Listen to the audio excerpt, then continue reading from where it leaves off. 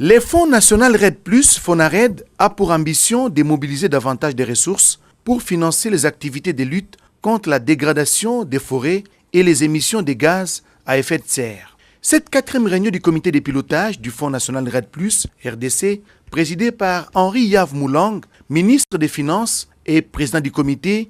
entouré des ministres sectoriels concernés par la question, à savoir le ministre de l'Environnement, celui de l'Aménagement de la ville, de l'Énergie, du vice-ministre de l'Agriculture, ainsi que des partenaires financiers, a approuvé plusieurs programmes en faveur des provinces du Kwilu, de Mai-Ndombe, du Sud-Ubangi, de l'Équateur. La liste n'est pas exhaustive, ainsi que pour les peuples autochtones. Il était question de faire une mise à jour de la programmation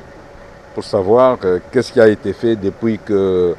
les activités ont été lancées en juin 2016. Le comité de pilotage va poursuivre sa réunion le 26 pour essayer de finaliser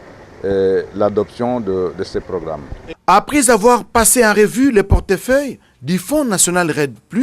l'assistance a validé les programmes pour l'exercice 2018. Que depuis sa mise en place, le comité de pilotage du FONARED a approuvé 8 programmes pour un coût total de 91 millions de dollars américains, parmi lesquels 3 programmes intégrés couvrant les provinces de Mai-Ndombe,